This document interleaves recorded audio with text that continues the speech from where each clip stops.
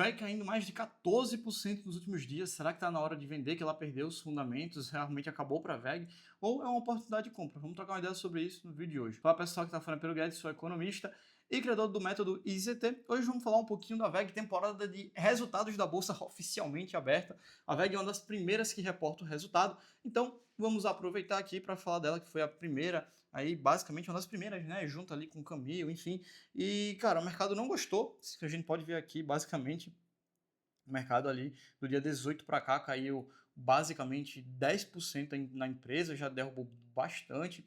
Do dia 22, né, ou seja, pro dia 23 foi quando seu resultado caiu mais 8%. Hoje caiu mais um pouco também. Então, o mercado já vem batendo na VEG. Quando a gente olha aí nos últimos 5 anos, a gente vê que a VEG basicamente aí do começo do ano para cá caiu 33%, voltando ali a patamares de junho de 2000, basicamente ali março, junho de 2024, tá?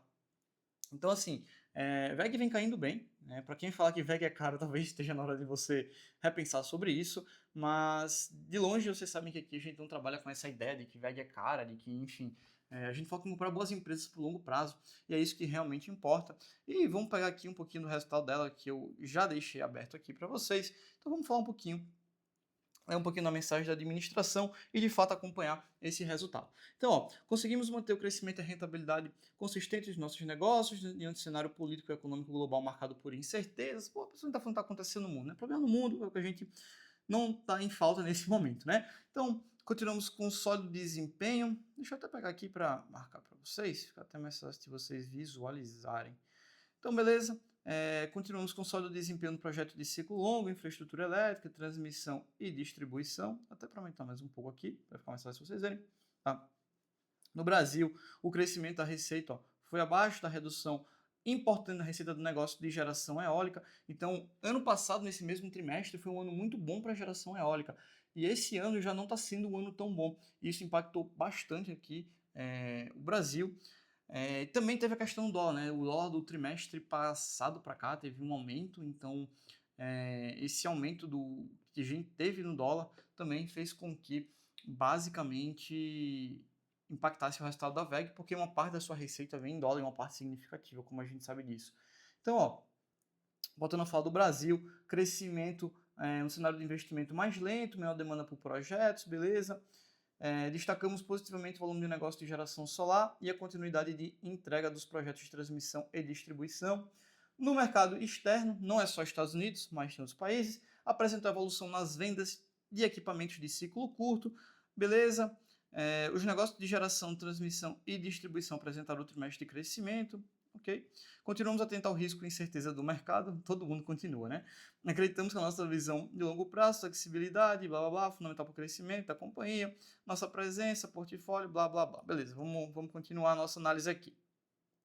Então, quando a gente vem falando aqui da VEG, vamos olhar um pouquinho dos resultados, a gente consegue olhar aqui primeiro que o ROIC deu uma leve queda em comparação com o primeiro TRI, deixa eu marcar aqui para vocês, deu uma leve queda de 0,3, tá? Em comparação com o primeiro TRI 25. E quando a gente olha o segundo TRI 24, menos 4,5%, né? Lembrando que ROIC é o retorno sobre o capital investido, tá? Essa primeira linha que a gente tem aqui. Então, um retorno um pouco menor. Quando a gente olha para a receita, aumento de 10% na comparação com o trimestre do ano passado, o mesmo TRI. Lucro líquido aumentando 10%. EBITDA subindo 6,5%. Um pouco de perda na margem EBITDA. Por quê? Por mais que a receita subiu 10%, o EBITDA só subiu 6,5%. Então, tem uma leve perda de margem, mas uma perda muito significativa. Então, assim, se você for comparar com outro TRI do ano passado, o segundo TRI 24, só para mim tá bem em linha, nenhum problema. Quando eu comparo com o primeiro TRI 25, 1,3 de receita de aumento. Beleza. Então, foi mais fraco? Foi. Ruim? Não, só foi um pouco mais fraco.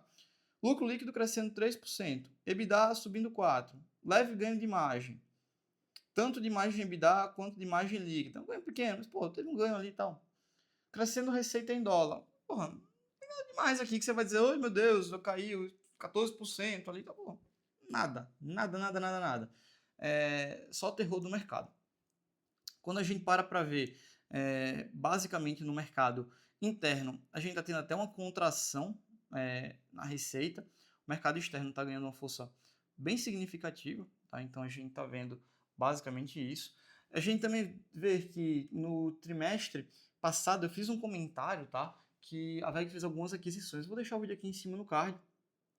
Adquiriram, ó, Marathon, Rotor, Semp, Volta Elétrico, Motor, Revivax, e agora está começando a consolidar a receita dessas empresas nesse trimestre e já aumentou 674 milhões de reais, tá?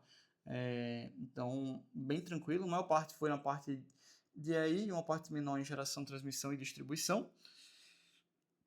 Mas assim, receita bem tranquilo. No mercado externo, a gente vê que a maior parte da receita vem de fato da América do Norte, dos Estados Unidos, mas ali crescendo, se você qualquer base de comparação crescendo, seja no primeiro tri, seja com o mesmo tri do ano passado, o mercado externo tem uma boa margem ali de crescimento, então bem tranquilo.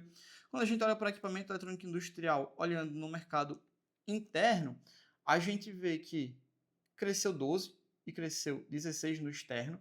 O interno foi um crescimento mais modesto, né? Ali 2,8, mais tímido, 4,9. Mas ele fala aqui que basicamente o cenário mais restritivo para investimento no Brasil vem afetando a demanda para equipamentos de ciclo longo, como motor elétrico de alta tensão e painel de automação, resultando em uma acomodação na entrega de projetos de longo prazo. Então, assim, cenário está mais desafiador para investir aqui no Brasil, o juros está alto, o cara tem um receio muito grande de investir, de tomar alguma dívida, de tomar algum empréstimo. Então, acaba ali que basicamente está um cenário mais fraco no Brasil, tá? Mas no exterior está indo bem, tá? Retomada da atividade industrial, ele continua dizendo aqui, para equipamentos de ciclo curto, motor elétrico de baixa tensão, beleza? Para ciclo longo, apesar da boa demanda, tem um segmento em óleo, gás, água e saneamento, pouca previsão de longo prazo, virtude da incerteza geopolítica, ok? Mas enfim, está entregando resultado, não à toa, 48% da receita da VEG vem de equipamento eletrônico industrial, tá? Quando a gente olha para GTD, geração, transmissão e distribuição, foi o que eu acho que eu havia comentado lá em cima com vocês, que a queda aconteceu em falta de projeto de geração eólica em 2025, porque em 2024 a gente teve o maior trimestre registrado, tá? Então, assim, o restante está indo bem, só a energia eólica que deu uma capengada. Aí a gente vê que, pô, caiu 13% aqui, em comparação ao outro TRI, e 1,6% ao segundo TRI 2024.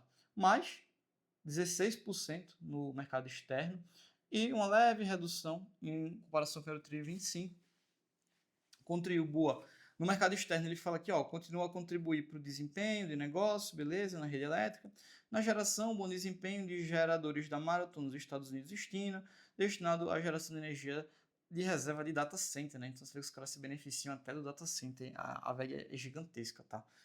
40% da receita da VEG vem daqui, e aí, quando a gente olha o restante, já é uma coisa muito pequena, né, cara? Motor comercial e appliance já é um negócio mais tímido. Mercado externo deu uma crescida legal, 29%. No Brasil, um negócio mais tímido, mais modesto, mas, cara, só representa 7,9%, já é um negócio bem menos expressivo, tá? E quando a gente olha tintas e vernizes, por mais que tenha crescimento, seja em mercado externo ou externo, comparando primeiro TRI, segundo TRI, é um percentual muito pequeno, né? 3,9%, então não impacta tanto. Quando a gente olha custo de produto vendido, basicamente cresceu 10%, a receita também cresceu 10,1%, então acaba que a margem não mudou, a margem bruta da empresa, então o controle de gastos, pelo menos, está aumentando receita, o custo está aumentando, está repassando isso para o cliente, beleza, sem muitos problemas quanto a isso.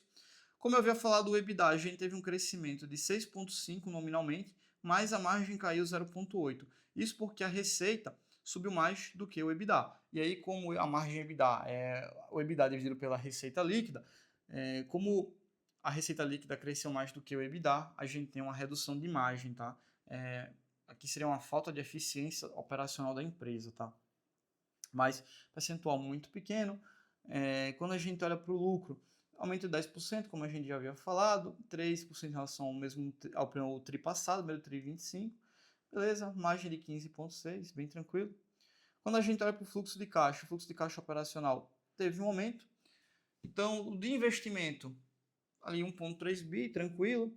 Financiamento, eles tiveram ali uma amortização líquida de 900 milhões, como a gente pode ver aqui, captaram 1,2 em dívida, amortizou 2,2, uma amortização líquida ali de 933 milhões. E tiveram um pagamento de dividendos em JCP, que somou 1,8.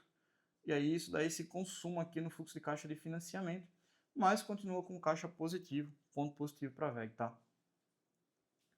O ROI que a gente já havia comentado, o Capex continua investindo, principalmente investimento no Brasil, até porque ela simplesmente pode exportar, então as flotas aqui no Brasil são maiores do que no exterior, beleza?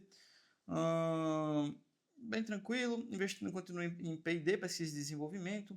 A gente vê aqui, ó, que a empresa tem, deixa eu mudar aqui, a gente vê que a empresa tem mais caixa do que dívida, então dívida líquida negativa, tá? Então, bem tranquilo ali para a VEG, certo?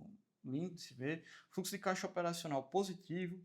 Então, cara, sobrando caixa livre aqui, tá? É lindo e maravilhoso. Quando a gente olha a VEG, 3% de crescimento ali do trimestre passado, aumento de margem líquida, cara, zero problema para a VEG. Ainda teve pagamento de JCP aqui, ó. Março pagou 300 milhões, agora pagou 394. Dia 22 pagou ali, ó, 719, que vai ser entregue para os acionistas 13 de agosto, então próximo mês já começa a entregar. Cara, gigantesca a VEG, tá? Fica olhando para curto prazo, realmente não investe na empresa, ou aquela tese bitolada que VEG tá cara. Mas quando a gente olha o investimento a longo prazo na VEG, baita empresa, um crescimento ali de 29% ao ano durante os últimos 28 anos. A gente olha 10 anos também, baita crescimento da VEG.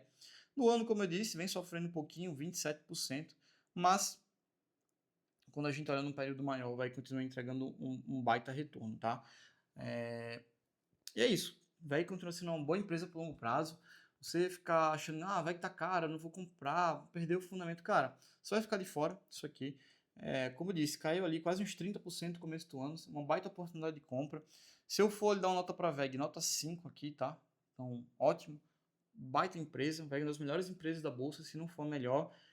E se você fica aí reclamando que VEG tá cara, infelizmente aí você vai continuar falando isso pro resto da sua vida, porque, cara, coisa boa é cara mesmo. E investir por longo prazo é simplesmente você saber escolher os melhores ativos para colocar na sua carteira e capturar o crescimento dele ao longo do tempo, que é isso que eu ensino dentro do IZT, que é a nossa escola de investimento, que você aprende todo passo a passo para multiplicar o seu patrimônio no Brasil e no exterior. Para você ter acesso à nossa escola, basta você clicar no link aqui embaixo, tá, da bio, e você terá acesso ao IZT. Vale lembrar também, se você chegou até aqui, agradeça esse vídeo deixando o like, dando o joinha. Cara, ajuda bastante, se inscreve no canal, isso fortalece muito. Se você gosta de análise como essa, para saber se a sua empresa tá boa, a gente, como eu disse, abriu a temporada de balanço. Então, se você quer ver o resultado de alguma empresa, cara, bota nos comentários que empresa você quer ver o resultado. Vai que eu trago para você a análise da sua empresa que você tem em carteira. Então, deixa aqui nos comentários quais empresas você gostaria de ver nos próximos vídeos aqui. Então, sem mais delongas, foi isso pro vídeo de hoje. Espero que você tenha chegado até aqui. Até o próximo vídeo. É só o começo.